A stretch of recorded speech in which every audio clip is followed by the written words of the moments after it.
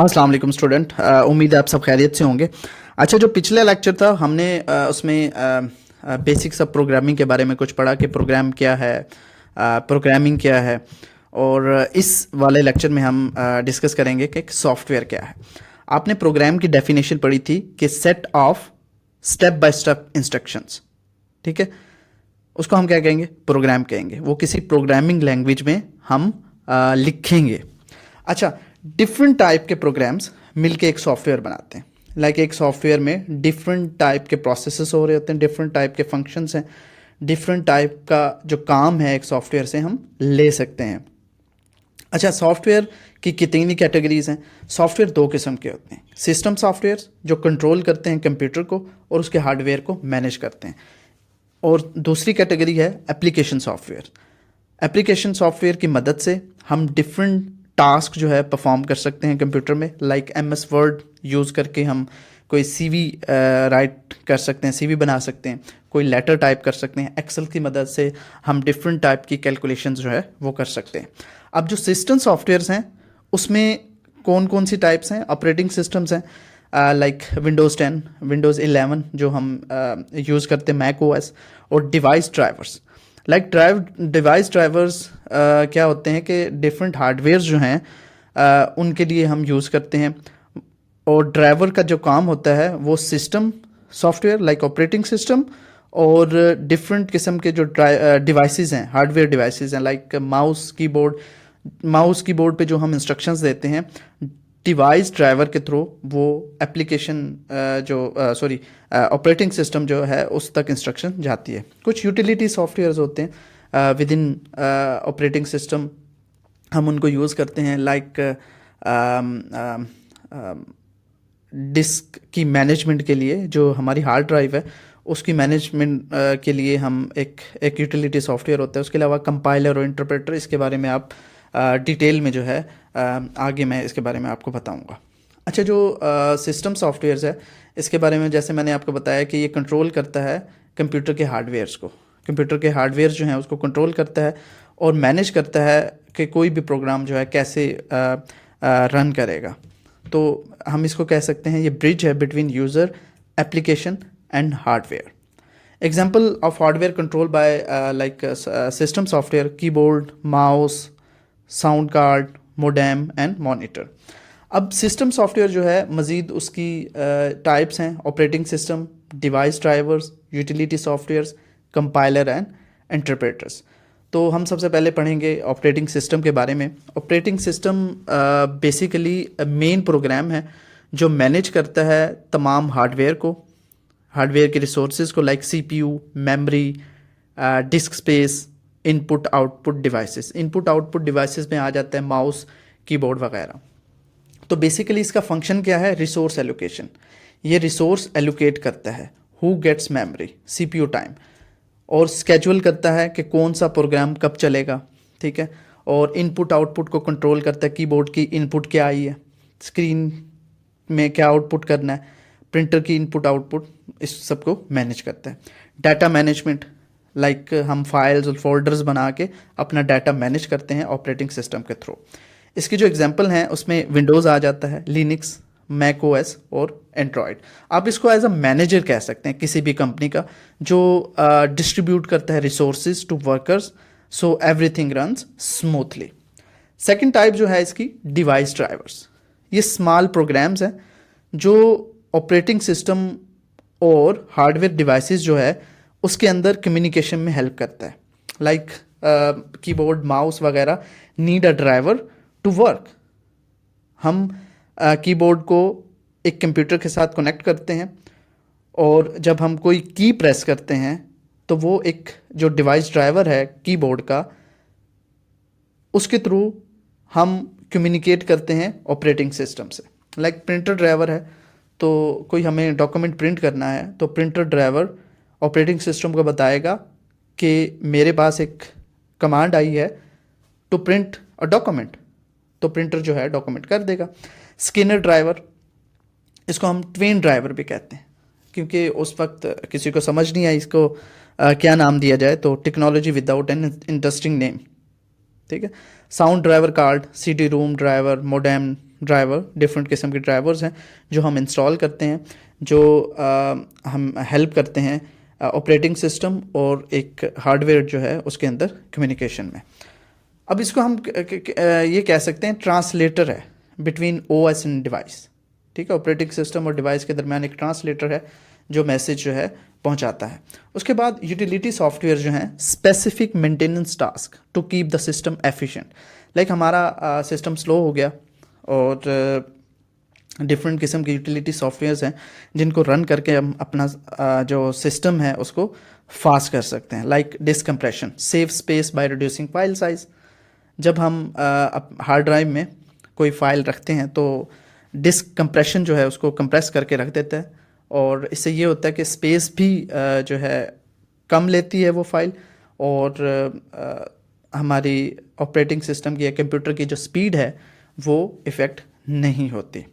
उसके बाद हम पढ़ेंगे कंपाइलर और इंटरप्रेटर्स। ये भी एक किस्म के जो हैं हमारे क्या नाम है सिस्टम सॉफ्टवेयर्स ही हैं। ये क्या करते हैं कि कंपाइलर और इंटरप्रेटर, कंपाइलर क्या करता है, ट्रांसलेट करता है होल प्रोग्राम एट वंस।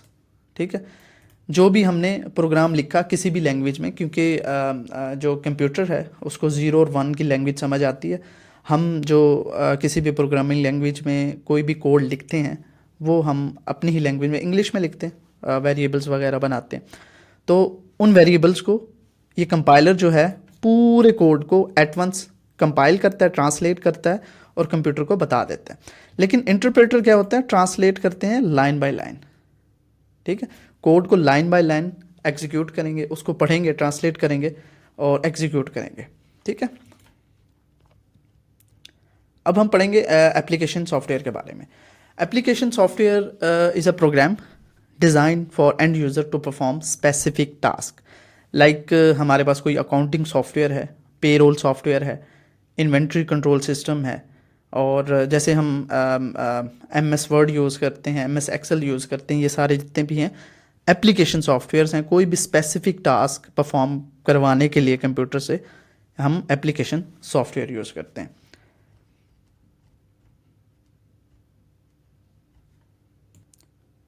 अच्छा, इस कोर्स में हम जो लैंग्वेज यूज़ करेंगे वो C लैंग्वेज यूज़ करेंगे, और C लैंग्वेज का की एक एक्सटेंशन है C++। बेसिकली आप एक चीज़ बस माइंड में रखें कि इस कोर्स में हम C लैंग्वेज यूज़ करेंगे, और प्रोसीजरल जो प्रोग्रामिंग है जिसमें हम फंक्शंस, डिफरेंट टाइप के फंक्शंस लिखते हैं, और एक होती है ऑब्जेक्ट ओरिएंटेड जिसमें ऑब्जेक्ट्स और मेथड्स होते हैं।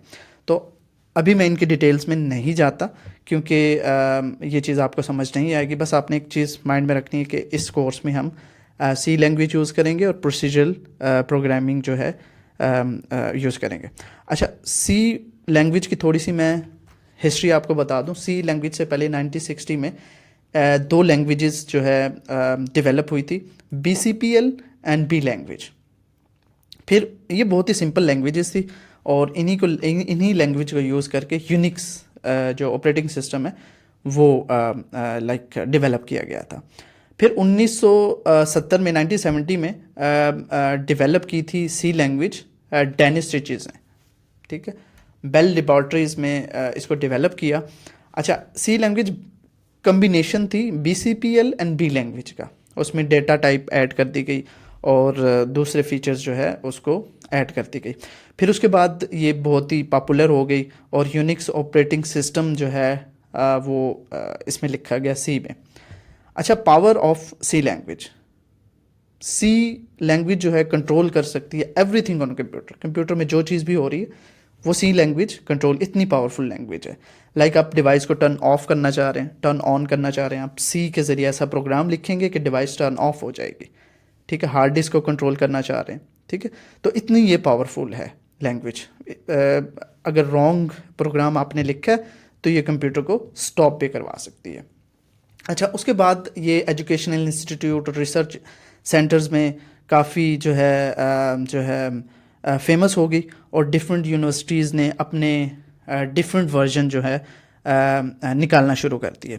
अच्छा, जब कोई भी लैंग्वेज या कोई भी चीज़ इस तरह स्प्रेड हो जाए तो फिर एक पॉइंट पे आके उसके स्टैंडर्ड बनाने पड़ते हैं। फिर 1983 में अमेरिकन नेशनल स्टैंडर्ड इंस्टीट्यूट ने स्टैंडर्ड वर्जन ऑफ सी को रिलीज़ किया और 1989 में इंटरनेशनल स्टैंडर्ड ऑर्गेनाइजेशन ने इसको अप्रूव कर दिया।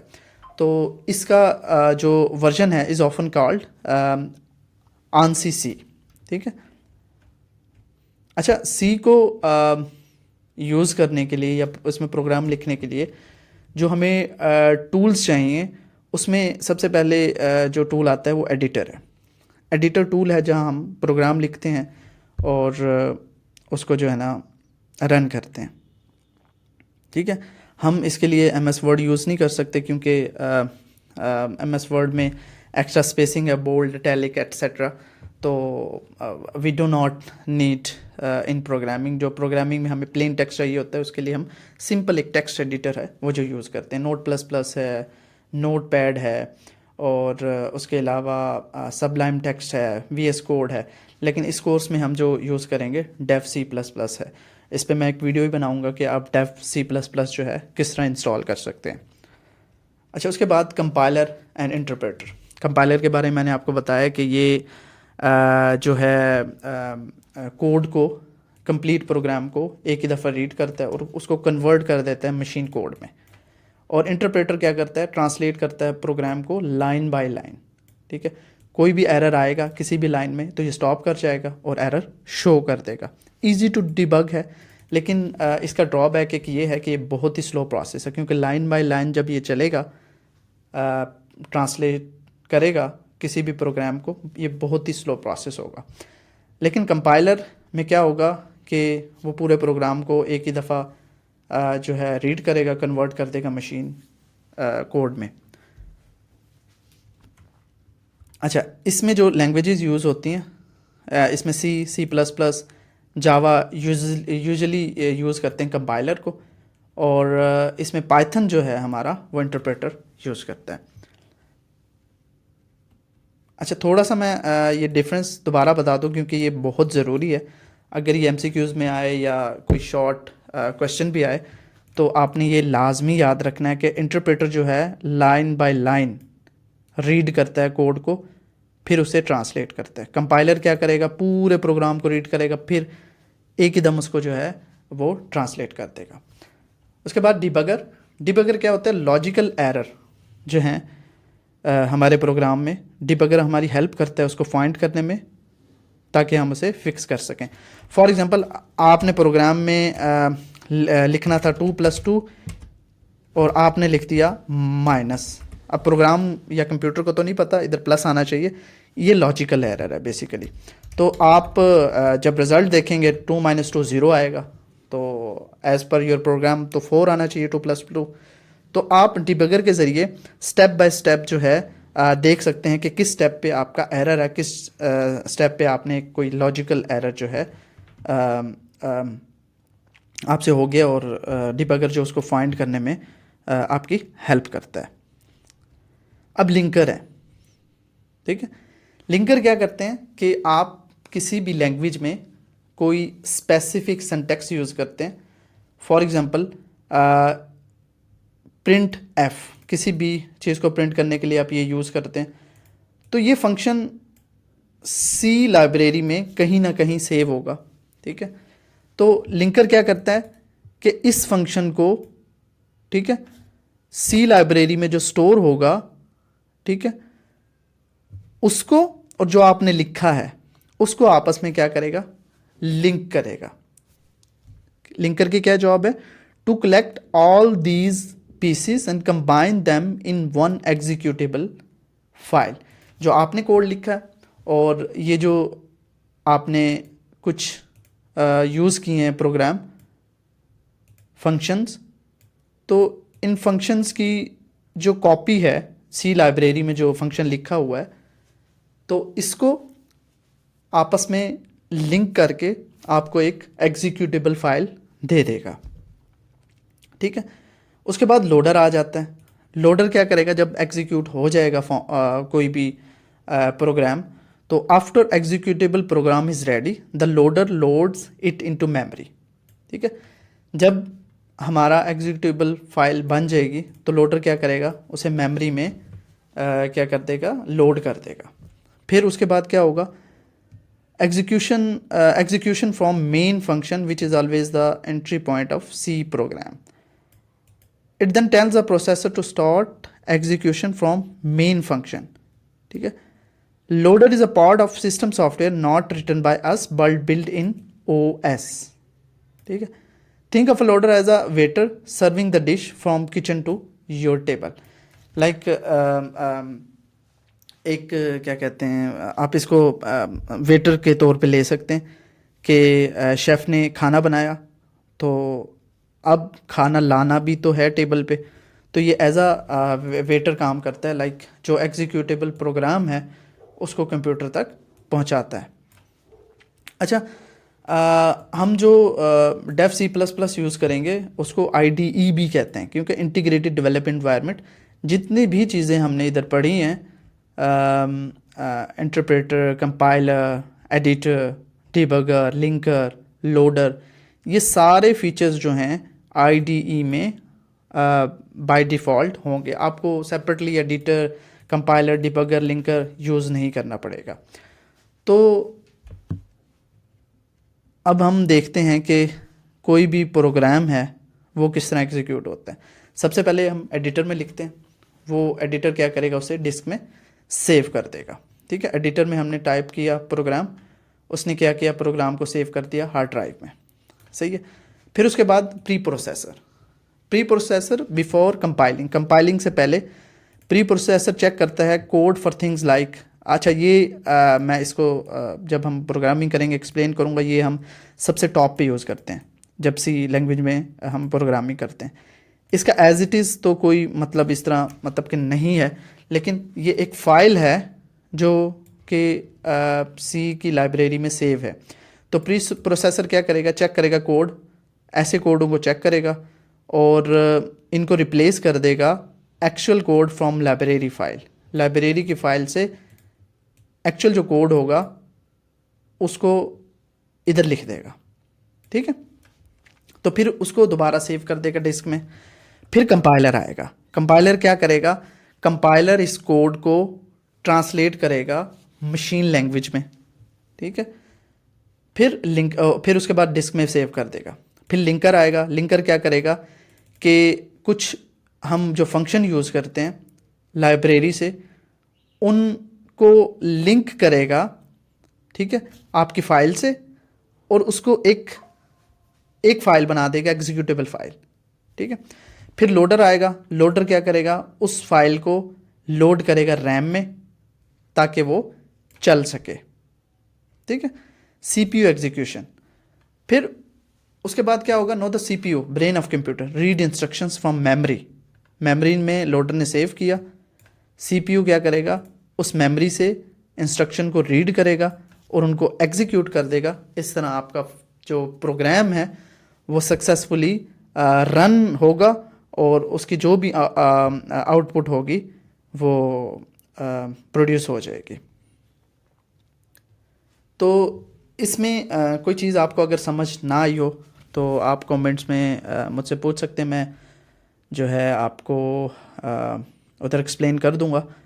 नेक्स्ट वीडियो में हम देखेंगे कि आप एडिटर जो है डेव सी प्लस प्लस किस तरह इंस्टॉल कर सकते हैं, और उसके बाद इंशाल्लाह जो हम प्रोग्रामिंग जो है अपनी स्टार्ट करेंगे.